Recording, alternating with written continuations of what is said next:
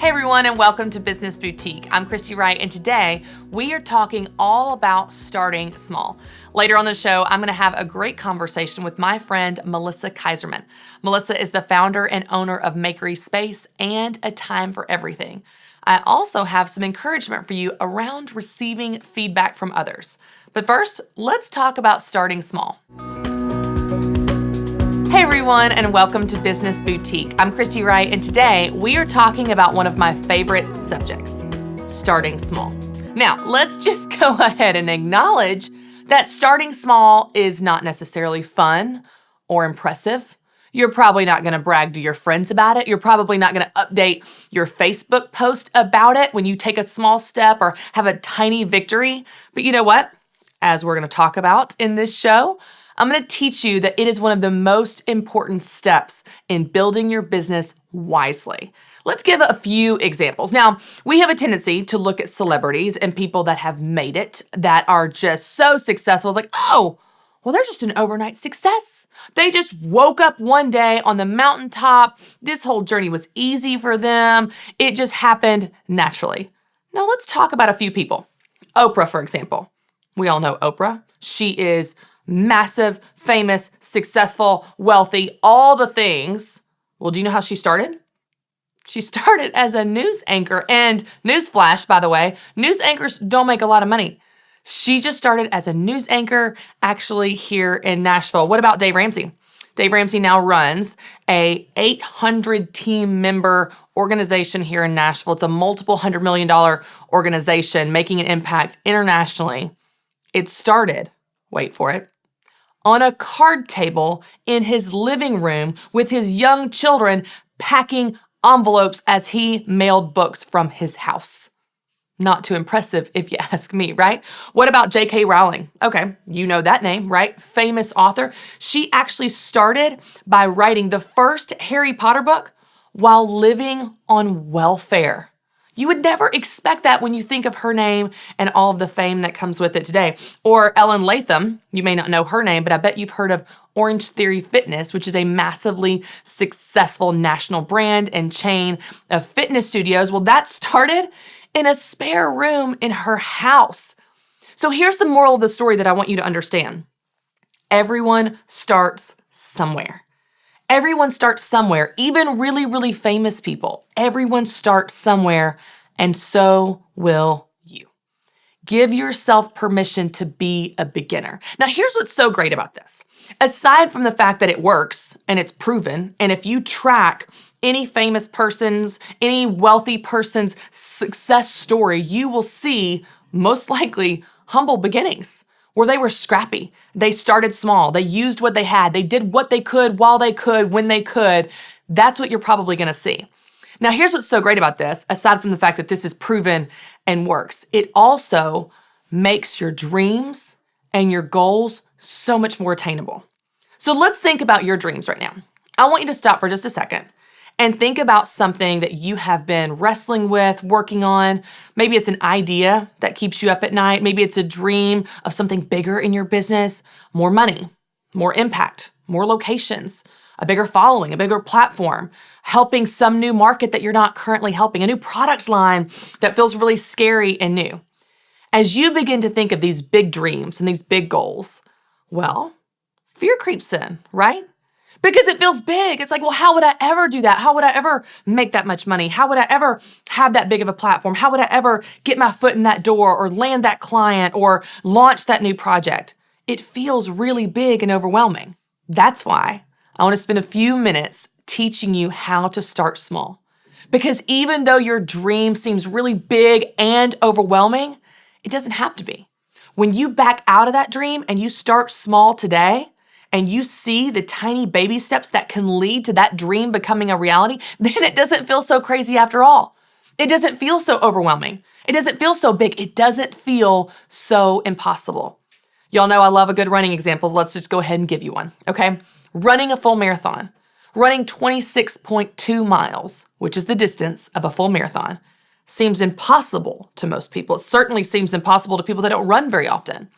But when you download a training plan and you see that your first run is 2 miles And then the next week, your run is 3 miles, and then it's 5 miles, and you gradually increase your mileage until eventually one day you run the race and you cross the finish line of 26.2 miles, a feat you would have never thought was possible.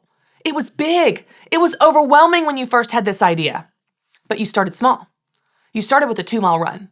Was that impressive? No. Was it exciting? Maybe not. Did you tell all your friends, oh my gosh, I ran 2 miles? Probably not.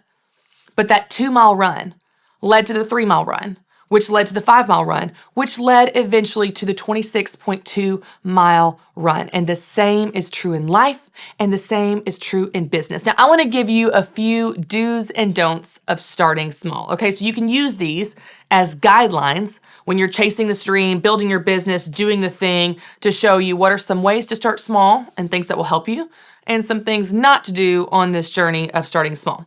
Number 1, and I could preach on this all day, don't wait until you're ready. I gotta wait until I'm ready. I'm just not ready. Y'all, ready is a myth.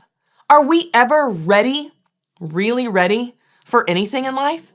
I remember when my husband and I were dreaming about starting a family. We didn't have any kids at the time, and we were just thinking about what it would be like to be parents. And when we were ready, we just knew we were ready. Ready to bring a baby into this world, ready to be parents, ready for this next stage of life. What a joke, right? Are you ever ready for parenting? Are you ready for how a baby will rock your world? No. It's just like that in business. You're never actually going to be ready. Let me tell you how you're going to figure out what you're going to do. You're going to figure it out by doing it. That's how you learn. You learn on the job in parenting or business and in life. You learn while doing the thing. So you got to do the thing. You can't sit around waiting until you're ready.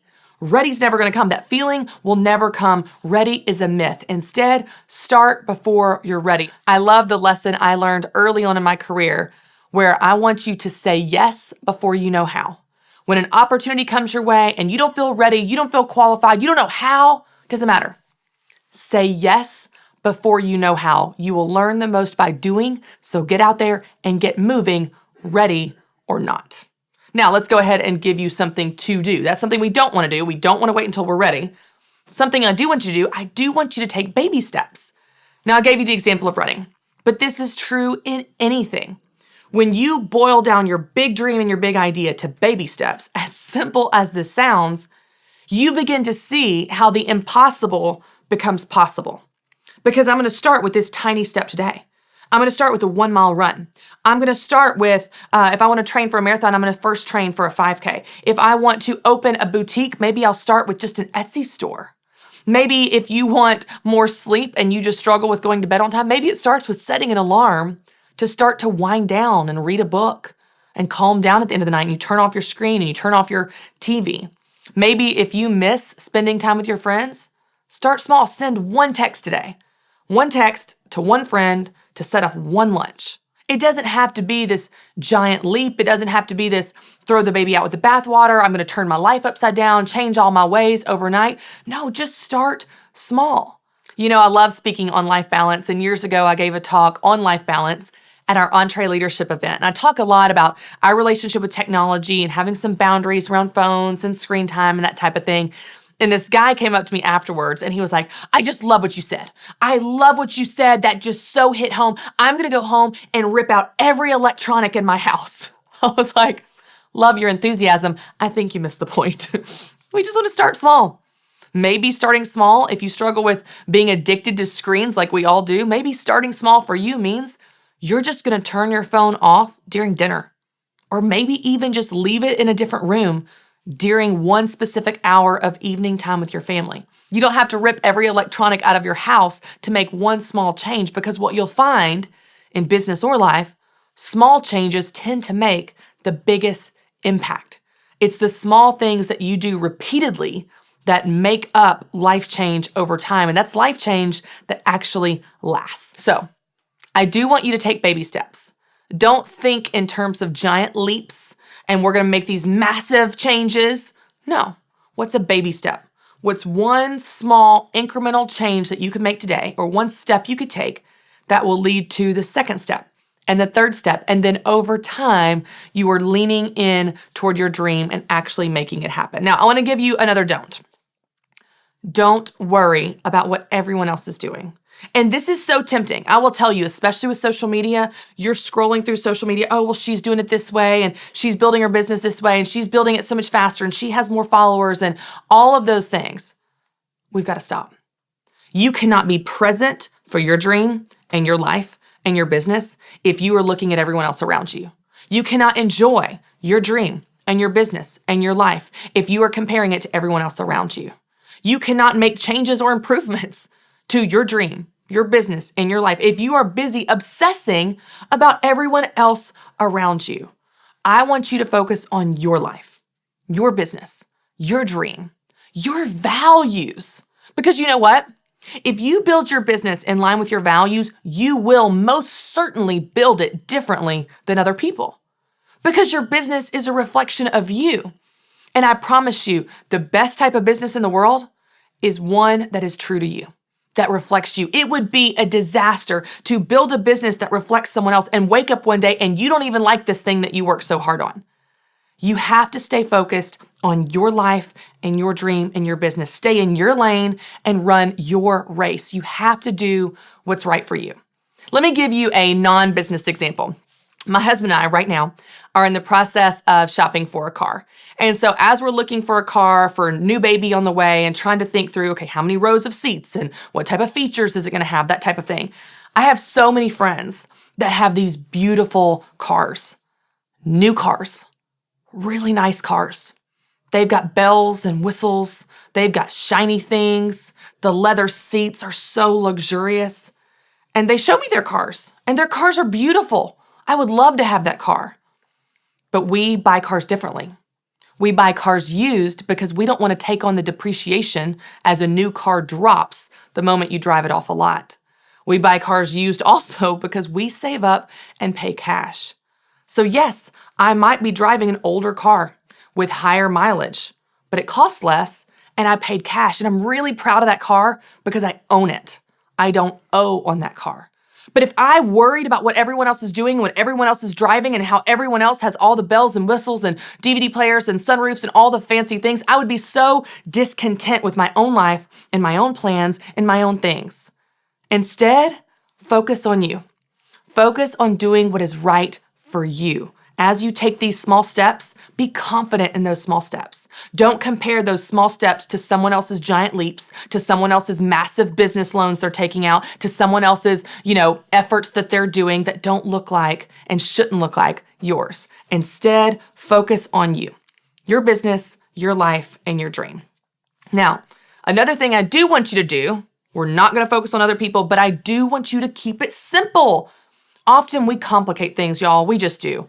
I'll give you an example. When I graduated college, I just knew that I needed all new suits to interview for jobs. Now, keep in mind, I'm a college graduate.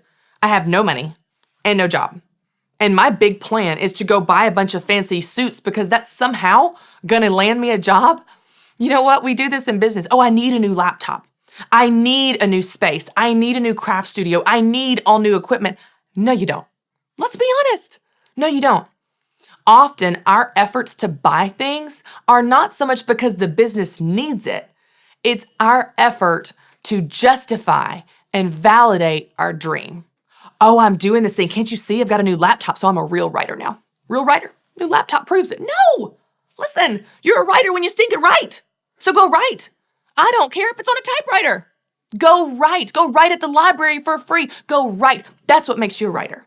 The activity validates your business, not the stuff you buy. So keep it simple. Keep it small. Keep it inexpensive. Every dollar you don't spend on something for your business is a dollar in your pocket, by the way, which could be spent on more fun things like purses and clothes and eating out and whatever you want to spend your money on.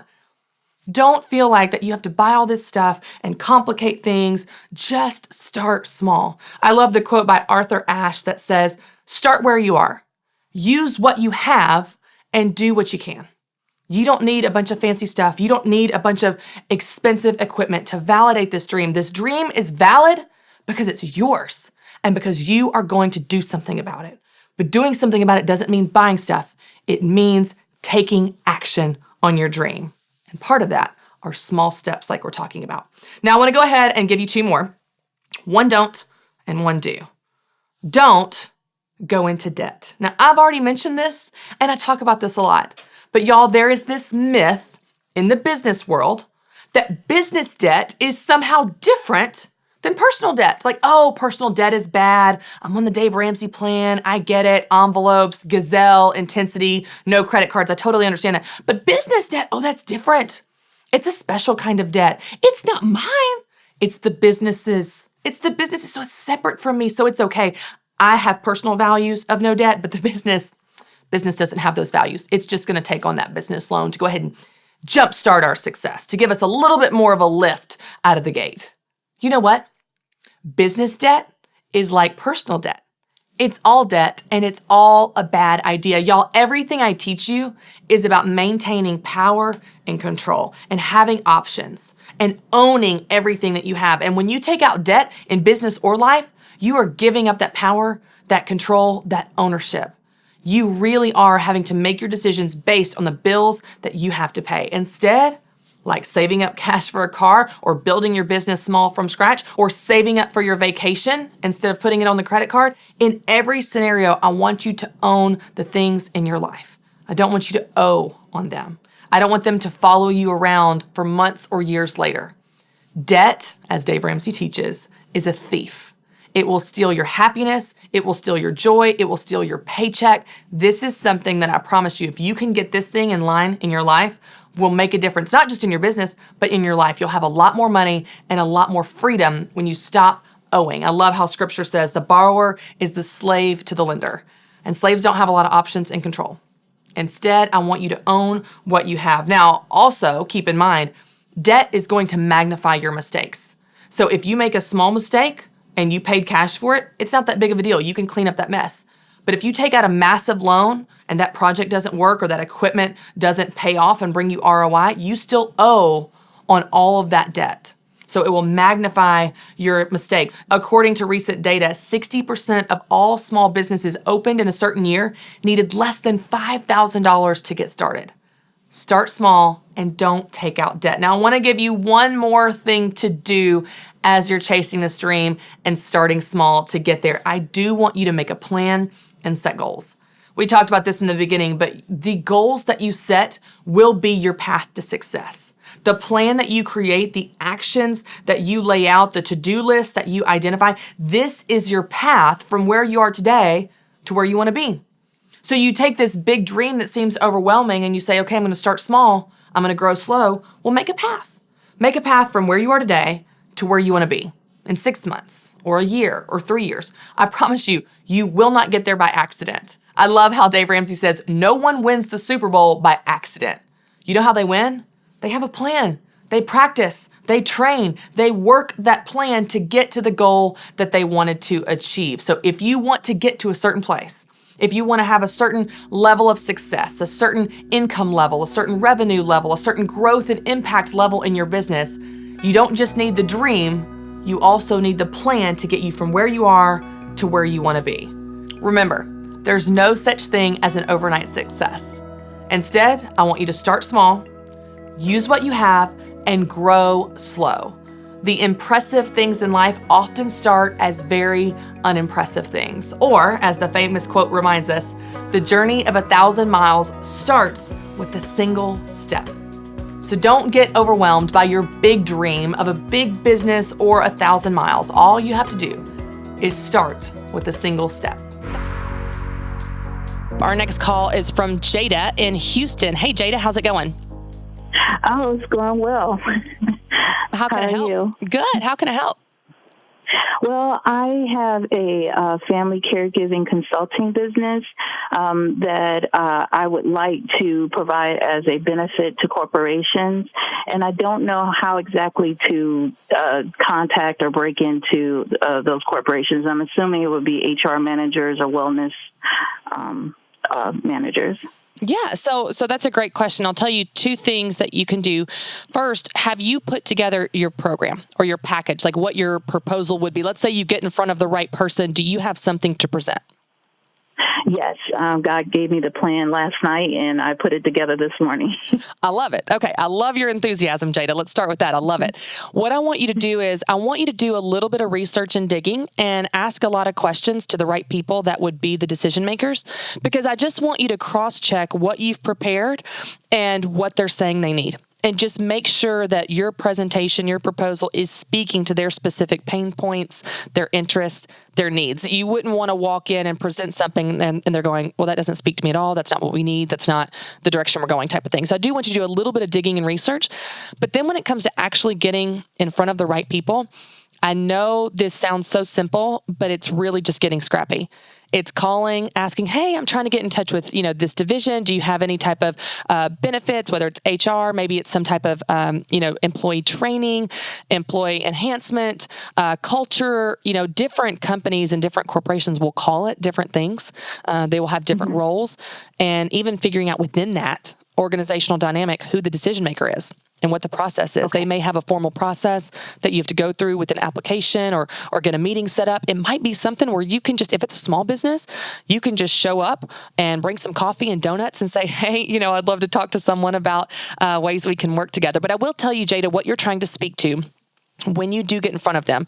Let's say you do some digging, you're writing down phone numbers and they refer you to someone else. You're just keeping track of this, kind of maze that you're going through to find the different people, the different corporations that you're trying to get in touch with. You always want to speak to the intersection of their interests and your interests. What do they want for their team members? What do they want for the employees? Why can your business help them? You want to speak to that. And of course, to your business, what you offer, what your expertise is. But don't come in and pitch about here's what I can do, me type of thing. You want to speak to what's in it for them. You want to speak to the benefit to them, to the benefit to their employees, to the benefit to the bottom line, the benefit, the ROI they're going to experience. So just making sure that your proposal and presentation is speaking to their specific interests and how you can meet that through your business. But yeah, and another thing I would encourage you to do is just make a list of who are your dream clients. There's a bazillion corporations in the United States. Just start with, what are your top 50? Man, I would love to work with these top 50 companies, and just start calling. Get on the phone, get on Google, start searching and digging. And I think that you'll find that once you get the first one or two, you'll start to get the hang of it and say, oh, this seems to be the process. This seems to be the division. This seems to be the title they call it. This seems to be a key word that they really resonate with.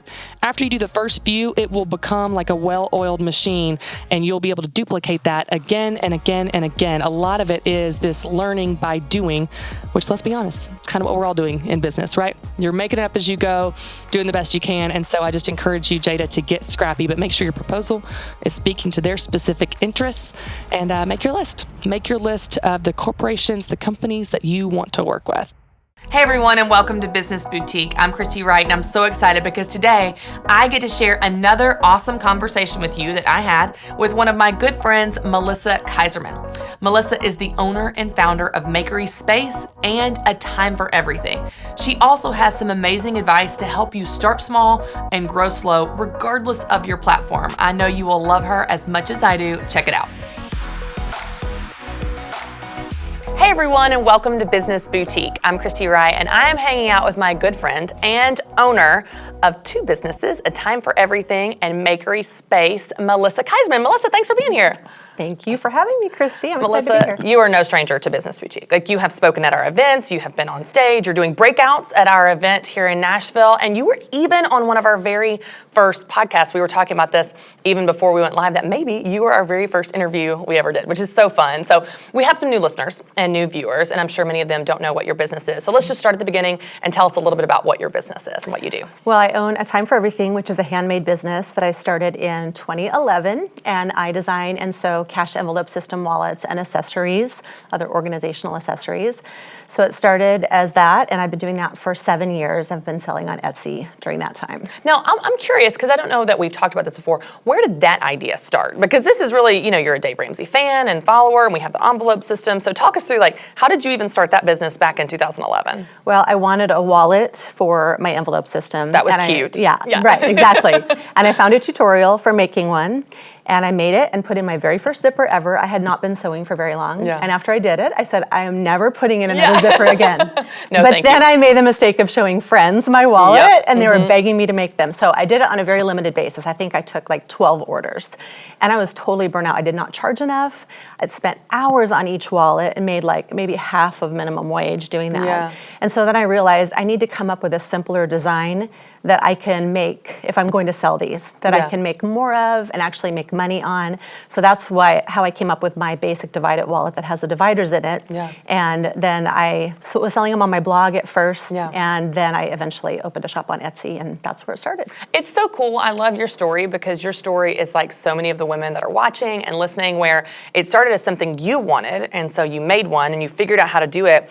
And then you made the mistake of showing friends and family, like, make one for me, make one for me. And then it kind of evolved from there. And you're like, oh, wait a minute, maybe I could do this for a business. But you had to, of course, figure out how to get more efficient and make more money and do it smarter and that type of thing. And so many of our Business Boutique fans and followers do the exact same thing. It started as just, the way that we describe it is kind of an accidental entrepreneur. They didn't set out to start a business, but they just responded to, oh, maybe I could make money doing this. Now, your story is really cool because you started with the wallets, and then it's really grown and expanded from there. So talk to us about what you're doing today, and you've been doing the last couple years, and specifically Makery Space and where that kind of came from. Well, I found that after I had been doing Etsy for a few years and experiencing success, I had a lot of people asking me questions about Etsy, and I was loving answering them because I am a systems, details person, and so I realized, well, maybe I could do this more officially instead of just occasionally in a Facebook group answering a question. So I actually started a blog, Makery Space, and I was creating educational posts and tutorial videos on there. And then I ended up speaking at the Business Boutique on a panel at the spring events in 2016, and then at the Nashville event. And then I also had created a course for Etsy sellers. So I just found that I loved the whole teaching and education side of helping Etsy sellers grow their shops. What I love about this, your whole story of how you've grown in business is so by the book. It's almost like the blueprint of how I see so many people growing their business. Jessica Principe, who's another Business Boutique success story, she's done a similar thing where she started with one thing, and the second thing she started was in response to what people were asking her for. So in your case, they're asking you, how did you do it? How did you grow on Etsy? How do you become successful on Etsy? And as you answered those questions and solved those problems, again, you're going, oh, maybe this is a different leg of my business. And a lot of women find themselves sending emails or responding to phone calls and texts, one after another, answering this question, and they're answering it over and over and over again. They're like, maybe I should create a course where I answer it one time and sell the course and make money and help all these people that clearly have this same common problem. And the real common denominator too is you're teaching them to do what you had done. You're teaching them to grow in the way that you had grown and become successful on a platform that you really learned kind of as you went. So I love that many people ask, how do I know what the next product is? How do I know what the next service is or the next leg of my business, the next logical step? Often, it's responding to what your customers are asking for more of. Now, Etsy is interesting. We have a lot of listeners, a lot of viewers that are on Etsy and use Etsy. It's a great starting point. But it seems like it's one of those things where it's easy to get started on and hard to grow. It's easy to set up your profile. They walk you through it. It's step by step. It's super straightforward. But then how do you really make money there? How do you really grow and expand? So let's just start with talking about maybe some pros and cons. What are some upsides and downsides of using Etsy to start and build your business? Well, I think definitely pros are people know about it. A lot of people will go to Etsy to shop for handmade. Etsy also does a great job of getting things found in Google. They'll have their market pages where you do a search for a term and it'll bring you to a whole page on Etsy that shows products that relate to that term. So I think the popularity of Etsy and the ease of use is great. There's people who are grandmas who get started on Etsy who are 65 years old and they've retired and they want to do something else. And they find it's not that difficult to set up a shop and to maintain the shop. So there's some definite pros to it. Some cons are there are a lot of sellers on Etsy and a lot of products. Yeah. Now there are way more buyers than sellers, so that's another pro. But the fact is they sometimes will show other people's products, when they land in your shop. They'll see related items or especially if they land there from an outside link, they'll see them right at the top of the page. So that can be a really discouraging thing and a con because you are competing in a place where it's not like your own shop, where only your products are being displayed. Other people's are as well. I love the fact that Etsy is so easy because even as Business Boutique has evolved and as I've looked at, okay, what makes us unique in the marketplace and how do we uniquely help people with businesses that other people maybe don't, or it's not such a focus for them. And really my heart, like we talked about, is for the starters. And for people just getting started, I love the fact that through Business Boutique, my goal is to reduce the intimidation, to reduce the overwhelm of like, I don't know if I'm cut out for business. I don't know if I'm business minded. Like, you know this from being around forever. I'm like, you can do this, you can do this, you can do this. And that's really what Etsy is. It walks you through, even if you're a grandma, even if you don't understand technology, you can do this and you can set up a page. And so the accessibility of it, I just love that. I'm such a fan for that reason. Melissa, I know that as you have grown your business and now multiple businesses over the last 7 years, 8 years, you've probably made some mistakes. Let's just talk about some of those mistakes. What are some things that you've learned with online businesses, but specifically Etsy, of maybe you learned the hard way and you realized, wow, this is something I need to do different that helps you grow your business? I think a couple of things. I think one was early on really worrying about the competition a whole lot, almost being obsessive over checking, like searching on Etsy to see if anyone was copying me. Yeah. And I did early on, I found people who were not only copying my product idea, but taking parts of my product descriptions and copying and pasting them right into their listings. Yeah. And it caused so much anxiety for me in the first couple of years that I finally realized I can't control what anyone else does. All I can do is focus on what I'm doing. And people that copy are just, they're kind of behind, a few steps behind. So if I keep on offering things that people want and innovating and creating new things, then I don't need to worry about who might copy me. So I think that's one mistake that people make often very early on, especially makers specifically. And it's easy to do online, isn't it? Because people can copy paste. Like, it's not like a physical store where someone's going to go out and set up a physical store just like you. There's a lot of costs in that, and that would be really difficult to do. But online, it is as simple as copy and paste in. One of the things that I see all the time, Melissa, are quotes that I say that are very specific quotes that I say, and they'll show up under I guess on Instagram, it pulls hashtags that you commonly search or use. So hashtag do it scared shows up in my Instagram feed all the time, even without me searching it. And I will see quotes that I've said, not just do it scared, like very unique, specific quotes that I say. And it has someone else's name at the bottom. I'm like, oh, did you say that? Because I think I did. But it's like, you're right. You just have to let it go, because in the online world, not only are those people maybe a couple steps behind, it's really not a threat to you, because you can focus on what God has given you to do, stay in your lane, out-business them, out-serve them, just do what God's given you to do and not get distracted by that. Because, man, we waste a lot of energy doing that. We waste a lot of energy, whether we're looking at the competition and getting intimidated by them, or even just comparing ourselves to someone further along, going, oh, well, they're better, well, their Etsy shop is cuter, well, they're smarter, or whatever. And all that does is just drain your energy from what you have to do, from what you have to work on. So that's a great example. I would love to get practical, especially around Etsy, because so many people listening and watching want to use Etsy. Maybe they're on Etsy and they want to grow it, or they want to get on Etsy and they realize this is a great platform. So let's get super tactical. And I know that you teach a ton in your courses where you go in much more in depth, but let's just give them a few tips. What are maybe 3 to 5 things that they can think about and pay attention to when they're getting started and growing on Etsy? So I think the first thing, and this is something I really hammer with people that I teach, is to make sure that you are doing all the front end stuff. A lot of people will just go, I'm just going to open a shop on Etsy, and they go create an account, and then a few months down the road, they're asking, am I supposed to be collecting sales tax, or am I supposed to register with my state? So I always tell people, when you have an idea, make sure you get all those things in place first. You want to be compliant, then you have that peace of mind knowing going forward, I'm doing what I'm supposed to do, and I can focus on the making part and serving the customer's part.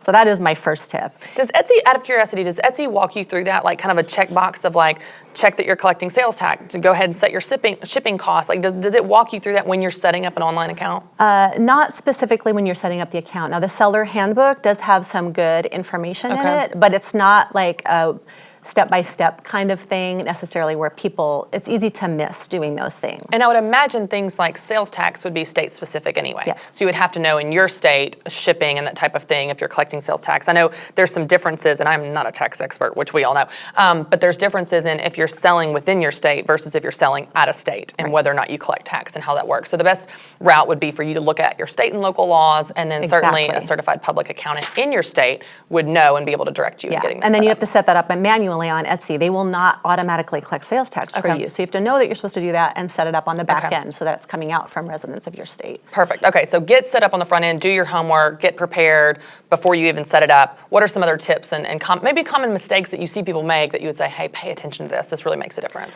I think another one is people will throw up a photo on there for their product, and maybe just like one photo taken with their phone.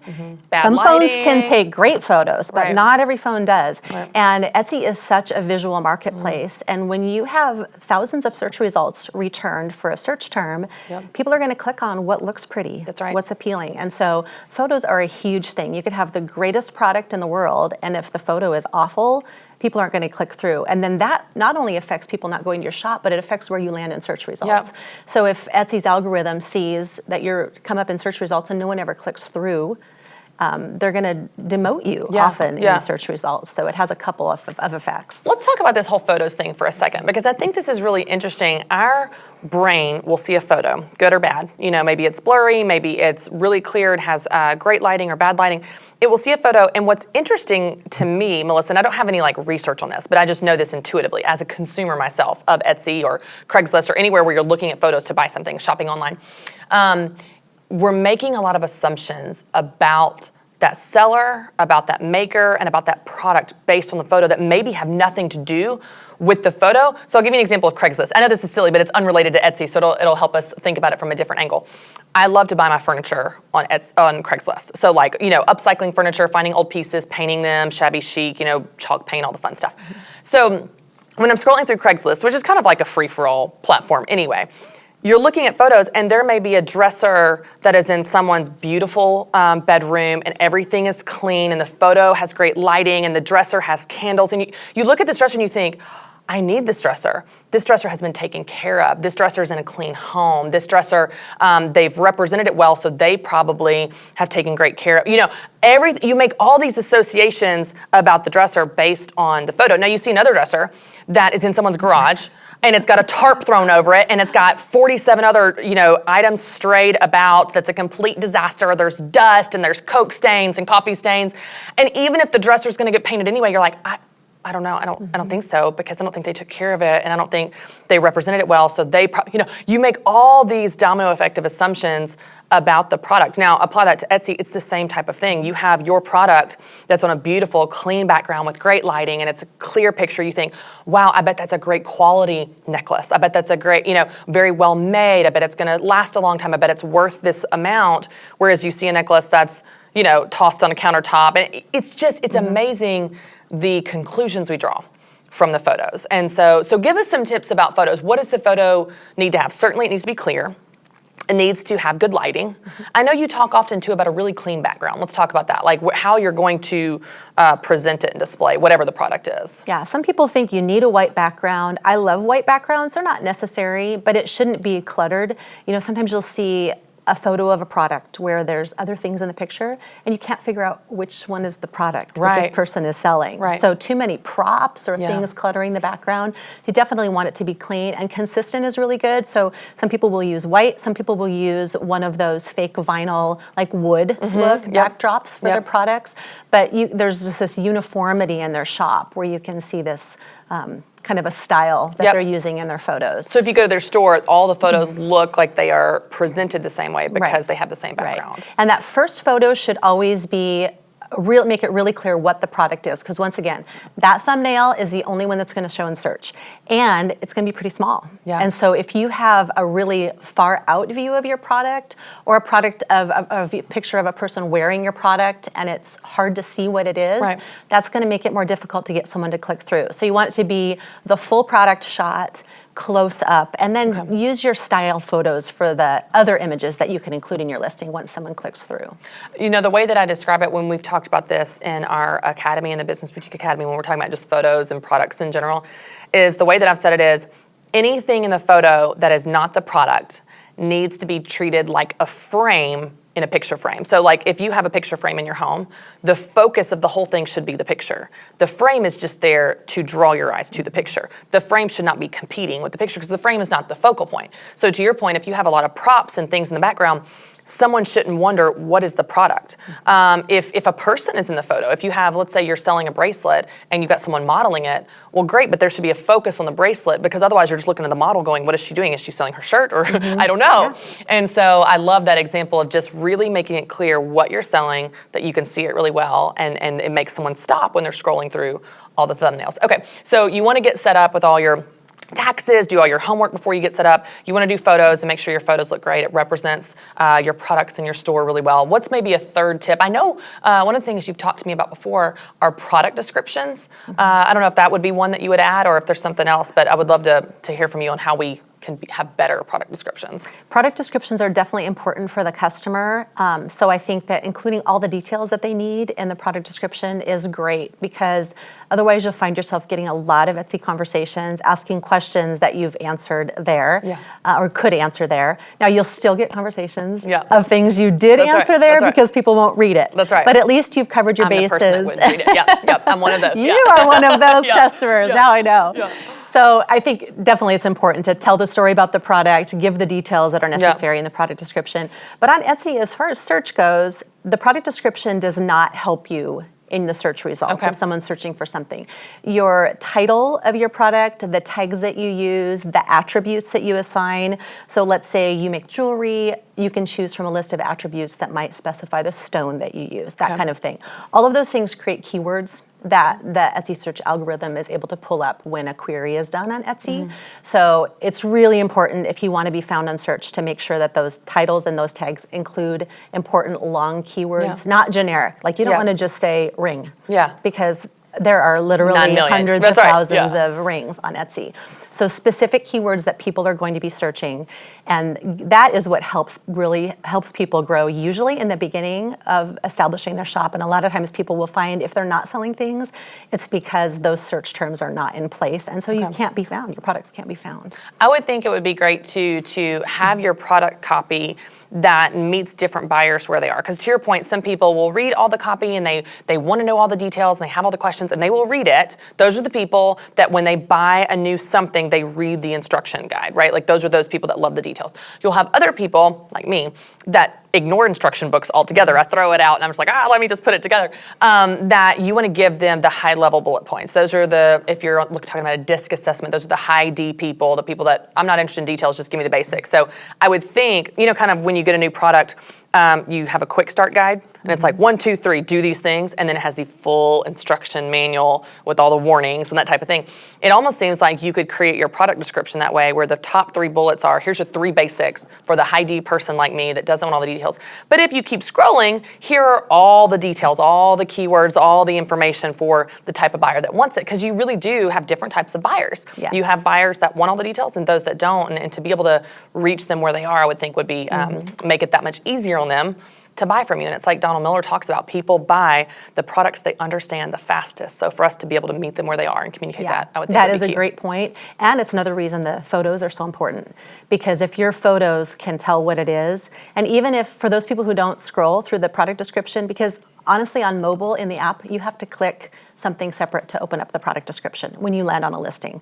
So it's kind of a disadvantage, but if you can include an image, because you can have up to 10 images on Etsy, if you include an image or 2 with some information, then those people who are just going to look at the pictures might get that key information from one of your images too. One of the things I love on Etsy, because I'm an Etsy buyer, like I consume products on Etsy, I love shopping on Etsy.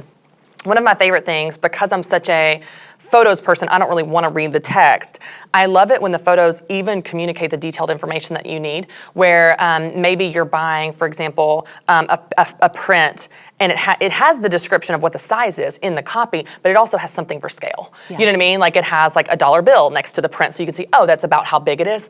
Melissa, I don't know if you've heard me tell the story. So when Carter was going to daycare, so this was like 3.5 years ago, he's now, almost 4. When he was going to daycare, I needed a cooler that would hold like 2 bottles, because he was going to be at daycare. He was going to have 2 bottles during the day. And so I go on Etsy because I want a cute little monogram something. I'm not going to buy it at Walmart. Like I want something real cute to send him to daycare. I'm, first child, all the ththings. So I go on Etsy and I find this really cute cooler. And it's like teal and white. I love teal. I put in all his details to get it monogrammed. And I get home, in my mind, and it was going to fit 2 bottles. Like it had a handle on the top. And so it would be about this big in my mind. Melissa, I get this cooler home. It's the size of our chairs. Like, it's so massive. I could plan a picnic for the entire neighborhood for a week in this bag. I was like, oh, I should have read the as I told you, I don't read. Didn't read the size, just thought it in my mind. So had they had something for scale, I'd be like, oh, it's too big. So a picture that shows items next to the cooler. Right. Yeah. That's right. Here's the bottle and here's the cooler. But it's great when you can help your customer. And that's what I'm telling people all the time, whether it's through Etsy or anywhere in your business. Make it easy on your customer to buy from you. Make it easy on them to understand where to pay, how to buy, what the shipping is, what to do. Like, help them process that. And if you're not sure if it's easy, you're not have an outsider that's never seen your store. Have a fourth grader look at your Etsy shop, and if they don't understand it, then we need to simplify it. We need to be more clear, have better photos, that type of thing, because the average consumer is not going to put in the energy to figure it out. They're tired, they're stressed, and there's 50 other listings right below yours that may be more easy to understand. So it's a really great tip from getting your business set up to the photos being clear and explaining things, and then also the product description so that people get the information they need so they know they can buy from you. You know, Melissa, one of the things that you were saying earlier, even before we started recording, is how this business has given you flexibility to focus on your family in seasons that maybe you need a little bit more time there, or just kind of take a step back. And I know in business that's hard because you feel like you're, it feels illogical. Like I'm supposed to always grow and progress and bigger goals and more and all that type of thing. And it also feels like we're leaving money on the table. So talk to us a little bit about, as a mom, and this balance that we all struggle with between our business and our family, and what that looks like in your life and how you really decide what you're focusing on in any given season. Yeah, you're right that it does feel weird, like you're supposed to be pressing forward all the time and growing. But I just found I have 2 teenagers and an 11 and a 10-year-old at home. And I have found what people told me for a while, that teenagers need you sometimes even more than toddlers do. Wow. Because they're at a totally different stage of life. One's going to be graduating this year. And so I was really feeling like I was supposed to pull back a little bit and not be pushing forward to grow more, but actually cut back on my hours so that I could be more available to my family. And so I love that I'm in a place where I can do that. That's because it's an online business. We're not depending on it to live. Right. We didn't increase our standard of living so that if I don't make a certain amount each month, we're going to not be able to pay our bills. Right. And so the beauty of it is I can focus on those different seasons of my life where I need to maybe do a little bit less, because there'll be a season where all my kids are gone and I can just grow like crazy if I want to and push forward. So I was doing, even with Makerspace, I was doing a lot of live video last year. I just felt like I was constantly on and I just needed to take a step back a little bit. So I've been much more quiet during 2018, and it feels like it's also refreshed me and given me the motivation to move on to something and be excited about what's next. I love that. And I love just even your perspective, because I think a lot of times we underestimate the seasonality of our lives, not just our businesses. We know there's a seasonality to our business, and there's a seasonality to our children's school year between semesters, but there's a seasonality to our lives as well between what we're focusing on any given time, depending on our child's development or our business's needs. So I love that at this stage in business, years later, you have this perspective and this confidence to say, no, this is what's right for me, and this is what I need to do for my family. And so often women ask me questions in business, and some there are right and wrong answers. There's a black and white, like, oh, you do this, not this. It's a principle.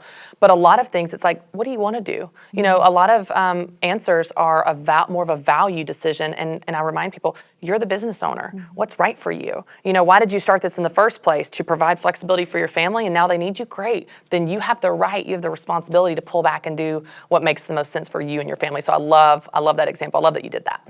Now, Melissa, I love just your example of how you've built your business, you've responded to the marketplace, and now you're teaching people to do what you've done. And I know you have a lot of this in your course, and you're working on a lot of things now. So tell me now what's going on in your business, and what are you excited about that you're working on currently? So I actually have an idea for something coming up that I'm going to be working on. I love new ideas. Let's have it. What is it? It's going to be a resource for Etsy sellers that I found that I created this course 2 years ago, and so much changes on Etsy. In fact, we got a new CEO about 1.5 years ago, and a lot of things have changed. And I realized I don't want to be constantly having to update a course and feeling worried that my students it's out of date, that they're not getting the most current information. So I have an idea for a resource that's going to be much easier to keep current, and that's going to be a little bit more comprehensive for an Etsy seller. You know, there's so much about selling on Etsy that's not going to be found in the Etsy seller handbook, like shipping things, and you know, there's just a lot that I want to be able to help people have as a resource. That's awesome. Yeah. That's really cool. So for anyone watching or listening right now and they're like, I want to know more, I want to connect with you, tell us about your website, social media, where people can find out more and learn and find out about that whenever it comes out and it's available. So they can find me on makeryspace.com, and I'm Makery Space on Facebook and Instagram as well. Awesome. And A Time for Everything is my shop on Etsy, and it's with the number 4. A Time for Everything, the number 4. I love it. Melissa, thanks so much. Thanks for being here. Thanks for sharing your story and also just giving us some really good practical tips on how we can win and grow our business on Etsy. I appreciate you being here. Thank you for having me. Hey everyone, and welcome to Business Boutique. I'm Christy Wright, and today I have some encouragement for you. Now, this idea comes from a recent experience I had. So many of you know that I'm a runner. I talk about this all the time, and currently I'm actually training for the country music half marathon that is happening at the time of this recording this weekend. Now, in this training plan, I've got to tell you guys, I've had some unknowns. There have been some variables like, I don't know, I'm pregnant with my 3rd baby. Is this possible? Can my body do this? How will I feel? Well, I got to give you a little backstory. When I was pregnant with my 2nd son, Conley, I ran this race. I ran the country music half marathon. I trained. I was healthy. I was smart. I took my time, took a lot of bathroom breaks at the race, and I finished in 2.5 hours when I was 5 months pregnant with Conley. So you got to know, going into this training and this race, I had something to base it on.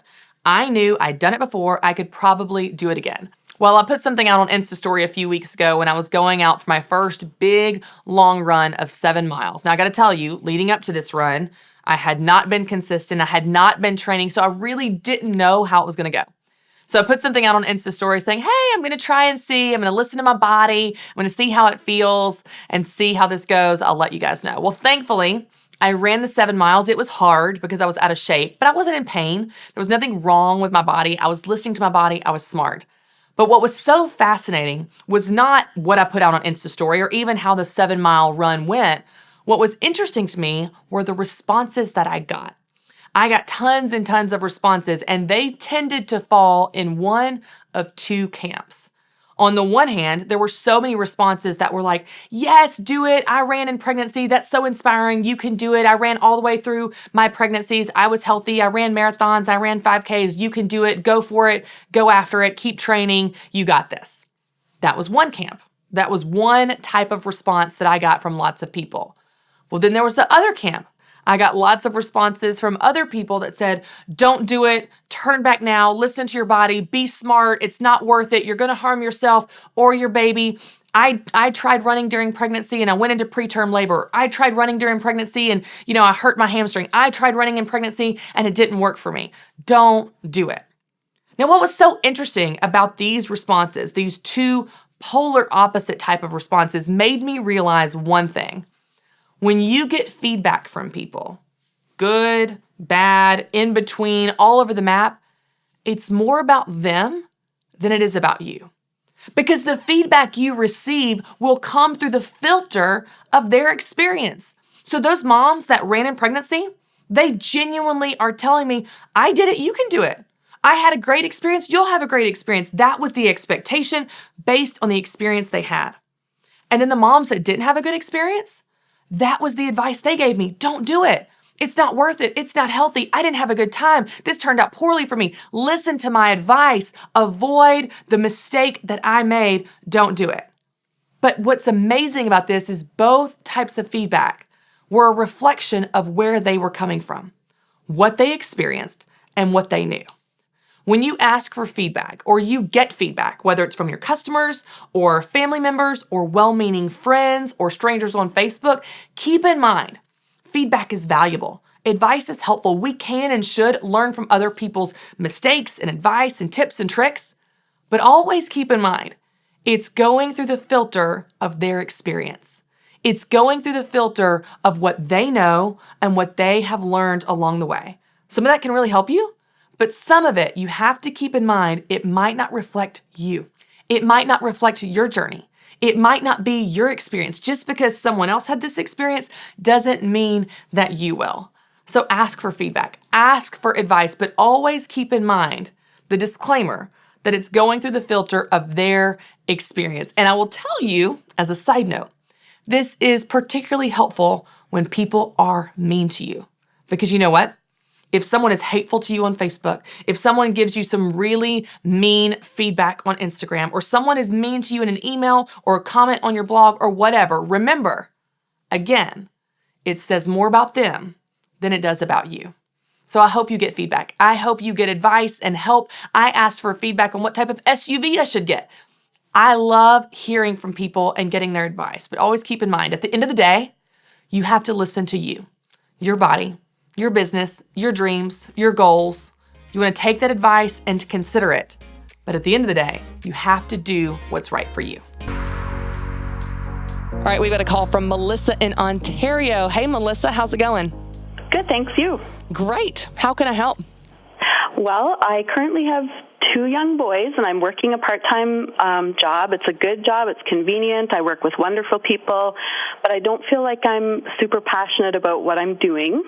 And both of my parents were self-employed. I love the idea of having my own baby and working at something that I'm passionate about, but I don't have any great ideas.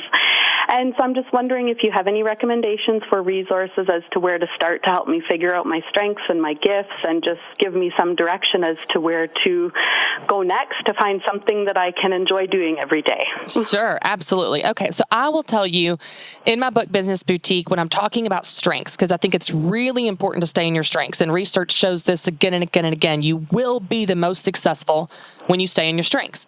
So even in business, even if you find a great business idea, there's always going to be this long list of things that you don't want to do or you're not good at or whatever. So I encourage you, even once you pick your business idea, to find a way to spend the majority of your time in your strengths. And then for all the things that you still have to do that are your weakness, you're going to find solutions for. So you're going to automate or outsource or delegate or, hire, whatever you need to do. So we're going to find ways for you to stay in your strengths. But to your point, you need to know what those are. So in my book, Business Boutique, I created 5 E-questions. So I'm going to give these to you now, Melissa. These are my 5 E-questions. Even if you've never taken a personality assessment like Myers-Briggs or StrengthsFinders or DISC or Enneagram, whatever, even if you've never done that, if you answer these 5 questions, it will give you some great insight into the direction of your strengths, and then you can start to cultivate business ideas from that. So here we go. The first one, what do you enjoy? Now, I don't know about you, Melissa, but typically the things I enjoy are also my strengths. I don't like doing stuff I'm not good at.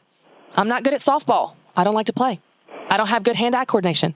But things I am good at, I enjoy, and those are my strengths. So what do you enjoy? And if you're making a list, like when you're actually working through this, Melissa, write out those things. What are the things you enjoy? The second one, what comes effortless to you? What's just easy? I will tell you really quickly, this is the area that is the easiest to undervalue, because you immediately assume, well, that's easy for me. It's easy for everyone. Well, that's obvious to me. That's obvious to everyone. I have this fear and thought every time before I sit down to write an article or a stage talk. Like, everyone knows this, but you have to realize what's easy for you is difficult for someone else. What's obvious to you is amazing to someone else. Maybe God made it easy for you because you're going to help someone else with that thing.